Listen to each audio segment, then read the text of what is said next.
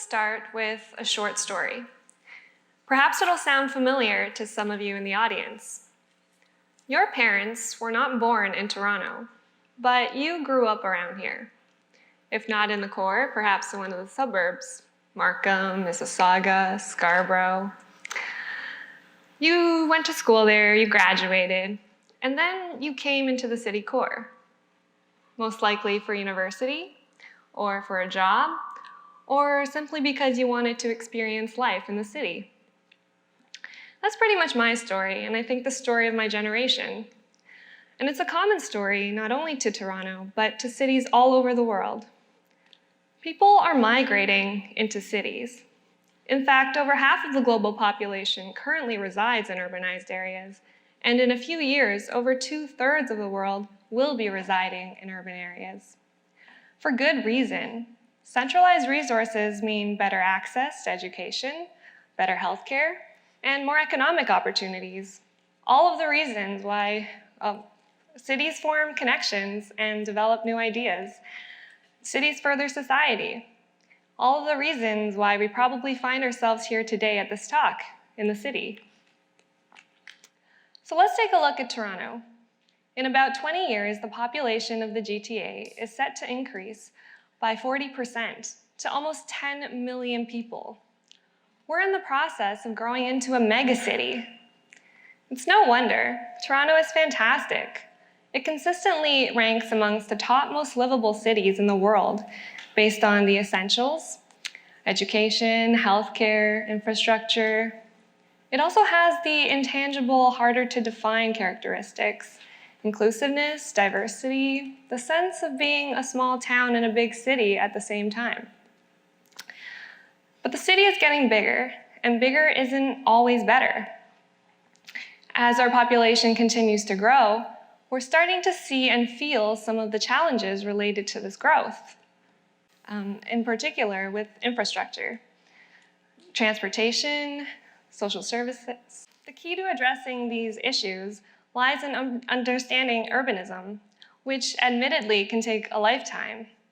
But what you should know is that urbanism is a messy topic encompassing all of the disciplines: planning, architecture, engineering, psychology, sociology, history, politics. The list goes on. All of these factors work together in order to create a balance in order for a city to function. It's tricky to get it right, and the consequences of poor planning can be devastating. And we have already seen some of these consequences take effect in Toronto. Overcapacity of the TTC, increasing homelessness, and worst of all, tied with Vancouver for least happiest city in Canada. So maybe right now you're thinking, how does this affect me? This doesn't affect me. I don't take the TTC, I drive. Well, what if funding public transit can make your drive easier? Improving our transit system means more people taking the streetcars and subways, less people taking their cars. Adding bike lanes mean more cyclists instead of drivers, all of which means less traffic on the road for you. So maybe you already own a home. Why should you fund affordable housing? Well, did you know that homelessness actually costs the city more than providing stable housing? In Toronto, the cost of homelessness is on average estimated to be $59,000 per person on the street per year. This comes from the dependency on emergency resources, mainly hospitals, first responders, shelters. Housing first strategies are proven to be effective at both preventing and ending chronic homelessness. Affordable housing not only benefits society from a social point of view, but financially as well. The point is, these urban issues don't just affect one group of people or another. They affect anyone who chooses to live in the city. Whether you're driving in traffic or on a crowded streetcar, whether you're renting an apartment or own multiple properties, better urbanism benefits us all. And as for happiness, the study of Canadian cities showed only 2 significant measurable factors affected life satisfaction, and they weren't average income or unemployment rates. They were commute times and affordable housing. So how can we build a better city? What makes a good city in the first place? Well, there's countless factors, but if there's one thing experts can all agree on, it's that walkability is the key factor. Walkable cities research shows walkable cities tend to be happier, healthier, and more sustainable. So imagine for a minute the average Joe living in a typical Toronto suburb. Every day he drives for about an hour to get to work. He's driving, it's stressful, there's a lot of traffic, there's a lot of bad drivers. And after work, he drives for another hour back home to his house in the suburbs. And one day, he decides to move closer to work in the city into a multi-unit building. His commute is now a 5-minute walk, so he's gaining back 2 hours of his life every day. That's 500 hours a year, or 20 days. So he's gaining back a lot of time.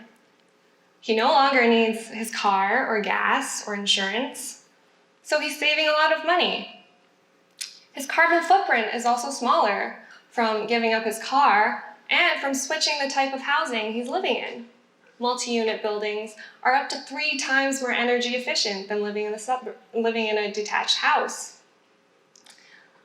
And Joe's probably also healthier from the daily walks, not only to work, but to the grocery store, to his kids' daycare.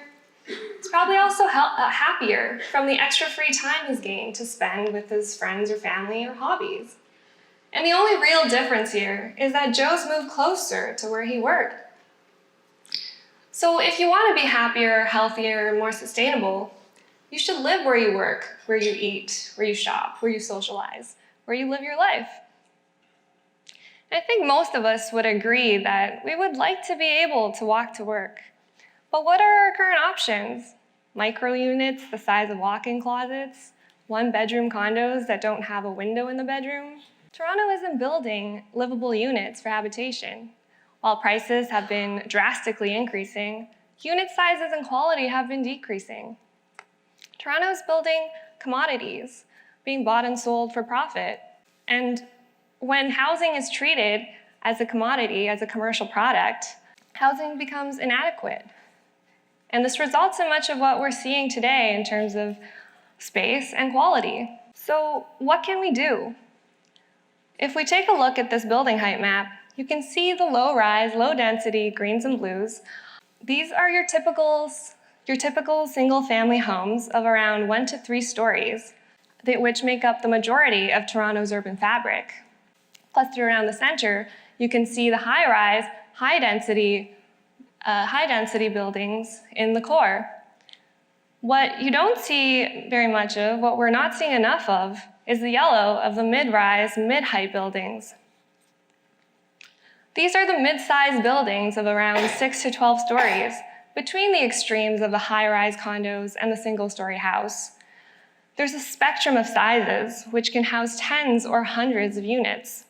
Their heights allow for more sunlight to reach the street and to each building. Their sizes allow for a closer relationship between the building and the street. Mid-rise units are generally larger than your average tower units. And there are fewer of them in each building, which fosters a greater sense of community and accountability, kind of like a small town in a big city. Simply put, mid-rises are built for the human scale. So we're headed in the right direction.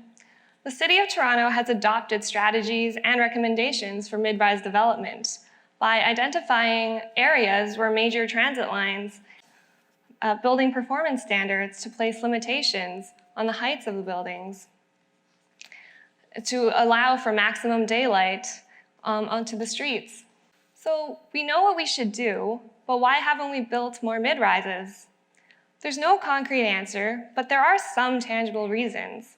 One of our biggest hurdles is the limitations of our city zoning, which dictates how much we can build on each plot of land. Most of our existing zoning only allows for low-rise residential housing, even in the most crowded parts of the city. And the rezoning process from low-rise or low density to high density is a lengthy and expensive process. On the one hand, Developers need to maximize their profits and maximize their building units to justify this cost. And on the other hand, are the residents who tend to oppose this additional density, even when proposals do move forward. So what all this comes down to, though, what all this means, is that the desire for this change is not yet here. We are not demanding better options from the city, from the developers, from our fellow residents. But to house a megacity, we need to start participating in the decision-making process. We can build better buildings, we can plan better neighborhoods, but the change starts with changing our attitude towards how we want to live in the future and how we're living now. So it's my hope that the next time you picture your ideal home, it might start to look more like a mid-rise instead of a condo tower or a house. We all want to live where we work, eat, and play, and we should all be able to afford livable homes. We can treat housing as a necessity instead of a commodity, and we can build cities that are made for everyone so that when the next generation comes along, they can grow up in the city happier and healthier. Thank you.